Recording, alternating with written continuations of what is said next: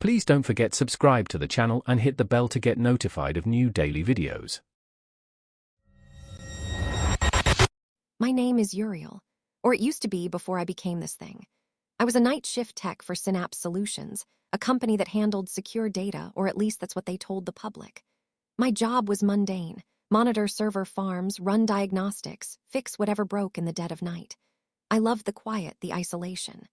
The building, an old, repurposed high-rise downtown, was a ghost when the sun set, filled only with the low thrum of machinery and the scent of ozone. It was peaceful, predictable, my sanctuary. That peace shattered 6 months ago. It started with an urgent, unusual request. I got a call from Hazel, my dispatcher, around 2 a.m. Her voice was uncharacteristically tight. "Uriel, I need you to go to Sub-Basement C, Room 17. There's an old unit down there. Just power it down safely and log its status. Don't touch anything else." Sub-Basement C, that section was off-limits, sealed for years, practically urban legend among the night crew. My stomach tightened, but rules were rules, and Hazel sounded genuinely distressed. Room 17C was colder than the rest of the building, the air thick with the smell of dust and something metallic, almost burnt ozone. The lights flickered as I stepped in, revealing an abandoned space. In the center, under a tarp, was the unit. It wasn't a server. It was a bulky, archaic contraption of polished chrome, exposed wiring, and glowing panels, humming with a low, almost subliminal frequency. It had a faded stencil, SAU-7. Sensory Amplification Unit, I vaguely recalled from some dusty company archives, an experimental project from decades ago, long since decommissioned. Its hum vibrated not just in the air, but somehow directly in my skull. I hesitated, my hand hovering over the main power conduit. The chrome felt strangely alive, resonating with a deep internal thrum. It wasn't static, it was something else. Against my better judgment, I followed instructions. As I disengaged the power, there was no gentle shutdown. Instead, a blinding flash of impossible colors erupted from the unit, followed by a wave of pure, concentrated sound that wasn't heard but felt, hitting me like a physical blow. My head screamed. Then, silence. The unit went dark, cold. I stumbled out, gasping, my ears ringing, my eyes swimming with residual light. That night, I chalked it up to an electrical surge, a harmless feedback loop. I was wrong. The next day, my apartment, usually a haven, became a torment. The hum of my refrigerator was a monstrous roar. The subtle scent of my morning coffee was a chemical weapon, forcing me back from the mug.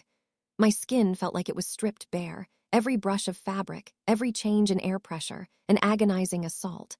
I saw shimmering halos around every light source, distorting my vision.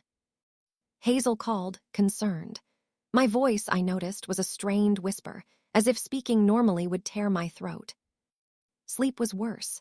My dreams were vivid, not just visually, but full sensory overload, reliving distorted memories with impossible clarity and pain.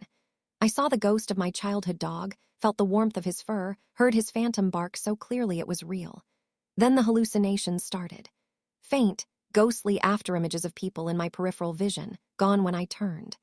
Whispers, echoes of conversations that never happened, just at the edge of hearing. The world wasn't just loud. It felt like a broken kaleidoscope, every input fragmented and amplified. One night, it reached its terrifying peak. Alone in my apartment, I heard every creak of the building, every distant siren, every whispered argument from 3 floors up. I felt the tremors of the subway, miles away, vibrating through my very bones. I saw faint, shimmering imprints of past events in my room, a ghostly warmth where a hand had rested on my desk, a faint, almost visible distortion where a voice had once spoken. I rushed to the bathroom, catching my reflection. My pupils were dilated, uneven, reflecting too much light like twin black holes. I touched my face, and my fingertips felt alien, hypersensitive, detecting every pore, every microscopic imperfection on my skin.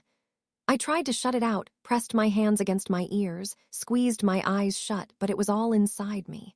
It wasn't the world that was distorted. It was me. I was the SAU-7 now, a living, breathing sensory amplification unit, trapped in a body that couldn't handle the input. Synapse Solutions, represented by a stern-faced woman named Dr. Potter, arrived a few days later, after Hazel finally broke through my isolation. They found SAU-7 inert exactly as I left it. They called my condition severe sensory processing disorder and offered a generous disability payout contingent on a non-disclosure agreement. I signed it. What else could I do? I can barely function anymore. I live in self-imposed isolation, my apartment shrouded in darkness, noise-canceling headphones my constant companion. Every interaction is a painful overload. I constantly perceive the echoes and unseen textures of reality, a lonely, living antenna. And sometimes, in the depths of my torment, a strange, terrifying craving emerges, a hunger for extreme, pure sensory input, like my senses are starving despite the constant deluge. It's a paradox that gnaws at my sanity, driving me deeper into this altered, terrifying existence. I don't know what's left of me, or if this is my new reality forever. All I know is, the world is too loud and I can't turn it off. I can never turn it off.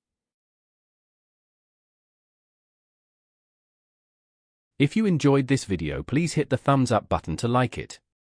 And please do subscribe to support the channel.